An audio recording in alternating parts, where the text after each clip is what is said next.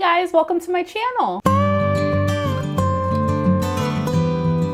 If you guys are new here, I'm Nicole and I love plants, and today we are going to talk about the beloved string of pearls. Yes, the string of pearls, the plant that none of us can seem to keep alive longer than a couple of weeks. And I say that because that was me. That was me, guys. I was there. I've killed about 3 string of pearls in the past year, but this one I got 6 months ago. And now I finally feel like I can make this video, the video I've been trying to make since I started my plant addiction about a year and a half ago. Seriously, because I have kept it alive, and not only have I kept it alive, it's growing. And we're going to talk about this lovely little thing here today. The Senecio Rowleyanus. I hope I'm saying that right. If I'm not, tell me if I'm saying it wrong. What I did not know, and I have my notes here, is that this plant was named after a British botanist, and his name was Gordon Douglas Rowley. Okay, so he named it, and it got its more common name, string of pearls, because they look like a string of pearls or a string of beads. I prefer pearls because it's, fancier. But this is, quite honestly, probably in my entire plant journey, the hardest plant for me to keep alive. Aside from ferns, but I don't do ferns. They're very, very touchy. They need a lot of bright indirect light to be happy and to thrive. I'm actually looking at it now, and you can see that there are some new little pearls coming in there. And when they grow straight up like that, they are happy campers. They're perky, they're happy, they're growing. When I got this plant, it actually was probably, let's see, maybe right there. That's how long the longest strand of beads was. And I got this about 6 months ago, like I said, and now it's just cascading down the side, trailing. It's pretty full up top. Let me not drop this. It is pretty full up top. And one way to keep this plant even more full, if you wanted to, you can always trim one of these little stems off, and you can kind of wrap it into the soil, and they will grow roots, which is pretty cool. It does grow roots pretty easily. It's gorgeous. All right, let's get into some more facts about the string of pearls, shall we? Now, you should pay attention to the medium that you're planting these in. They are a succulent, so like any other succulents, I really try to stay lighter on the soil and a little bit more heavy on perlite, orchid bark. You want it to be a very airy mix so that the roots are not suffocating, and so that it's not holding as much water as a plant would that's planted in direct soil medium. This has some, you can't really see it, but this has some orchid bark chunks in it. I don't know if you can see that because it's pretty full up top. There's a few pieces in there. It does have some perlite mixed in there, and it's an organic cactus mix. So cactus mix usually already comes with that stuff in it, and I like to add more of it just to make it a little bit more airy of a soil mixture. Repotting these plants is a difficult process. When I got it from the nursery, I was terrified because the roots are very small and thin. They're not very hardy roots per se. Most trailing plants like this aren't. The string of bananas, the string of hearts, those are all they have very delicate root systems, so it makes it difficult to repot these. I did it very carefully. I tried to keep the soil around the base of the roots intact as much as I could. And the place I bought it from was a pretty good place. It wasn't Home Depot, okay? And the soil medium that they were using did have a mixture of the perlite and orchid bark in it already, possibly some worm castings, the owner told me. So it was a very airy mixture already. So I pretty much just gradually took it out and tried. I lost a few strands in the process. Don't beat yourself up about it. It might happen to you. But for the most part, it stayed intact, and I put my mixture in there, and then I just literally plopped the entire thing down in there. When you repot them, it's always a good idea to kind of bring these up and just kind of set them up on top like this. So then you can go like this, tip it, and take it out, and it should be nice and easy. A really good channel to watch on this is Laura from Garden Answer. She repotted a huge string of pearls, and she did it pretty dang flawlessly, I must say. If I can find it, I'll link it in the description below, but if not, if you just go to Garden Answer on YouTube and search string of pearls, it'll pop up pretty quickly. And that usually works for repotting, but it is a scary process. And like I said, Don't beat yourself up about it if you lose a couple babies in the process, okay?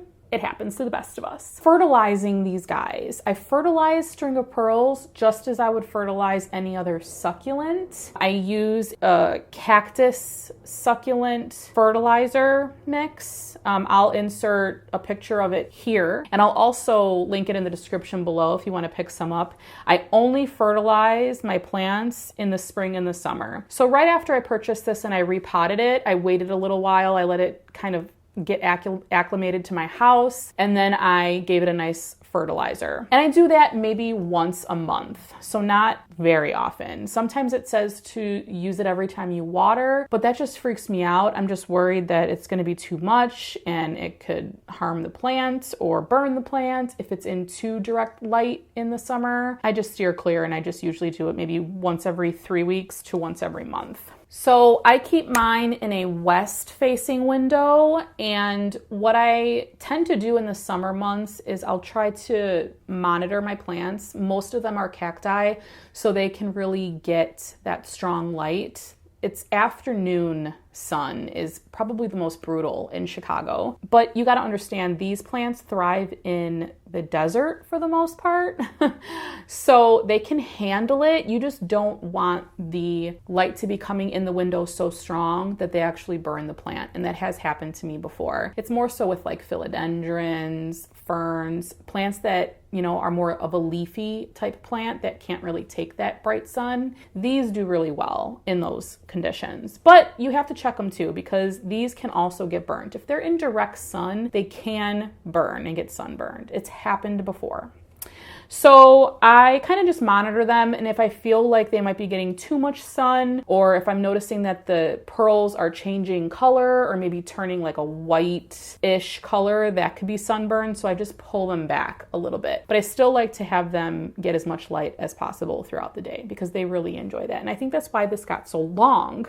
I just can't believe how much it's grown in just about 4 months, really, because the past 2 months, it's winter here now. It's slowed its growth process. It hasn't really grown a lot. So all this growth was probably within the first 3 months that I purchased it, which was really exciting because, like I said, I've killed 3 of them and I have not had this success with string of pearls before, so I'm excited. Just recently, these little growth spurts up here are more recent, and it's still exciting that it's still growing in the winter months. So that's pretty cool. With watering the string of pearls, you really want to make sure that you're watering them thoroughly. And by that, I mean, I take this over to the sink and I water it and I let it drain through the bottom. Once I see it's draining through the bottom, I wait a little while, I water it again, let it drain out, and then you know the soil is completely saturated and soaked through, and then I let it dry out completely until I water it again. A really good test to see if your string of pearls is ready for some water is to look at the pearl itself. Now this was recently watered maybe about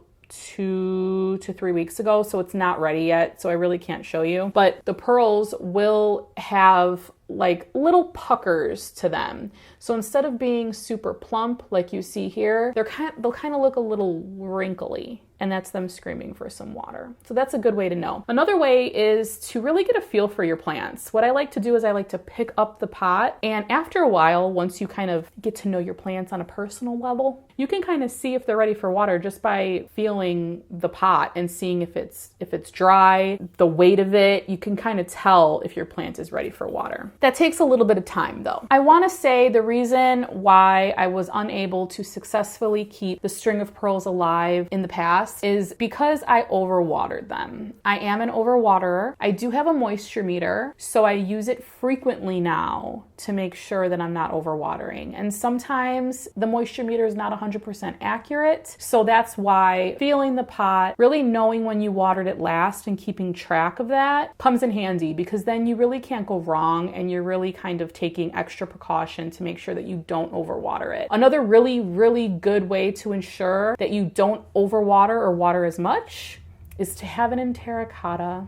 I know, guys. I'm actually in the process of thinking to switching over to passive hydro, and I was thinking about it with my succulents and my cacti and how that might be an experiment. This really loves its terracotta.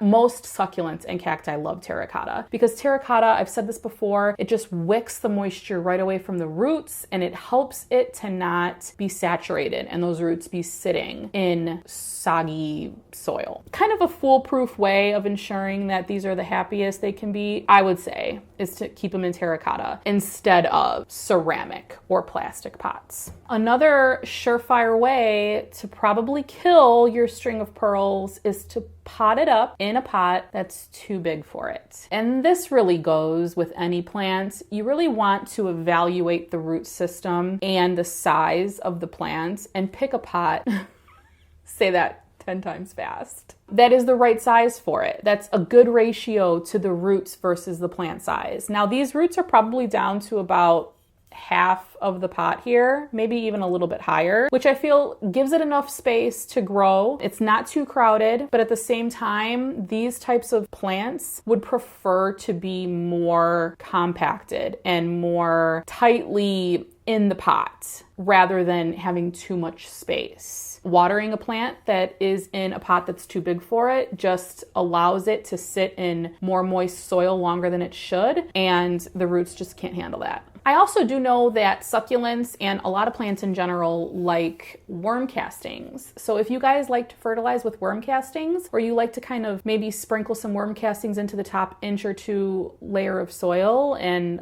fertilize that way, that's a really good natural way to do it as well. I haven't done it yet, but I do know people that do it and they swear by it. So that's another tip and trick. Overall, this is such an amazing plant to have in my collection. I cannot tell you how happy I am that I didn't give up on this plant because I was about to throw in the towel. I really was. And I had a string of bananas for a long time before I went and got another string of pearls. It did so well and I was like, that's it. I'm gonna try it again. I'm gonna do it. My string of hearts loves me. Like, it just loves me and it's so happy. And I'm like, why can't I grow a string of pearls? Here's living proof. Me, you can do it. You just need a little bit of patience. You need the right conditions. Hey, practice makes perfect, guys. We're not all perfect, okay? We make mistakes. We lose a little. We gain a little. They won't hold you accountable for it. If a plant dies, it dies. It's not the end of the world. So don't say you can't, because if I can, you can.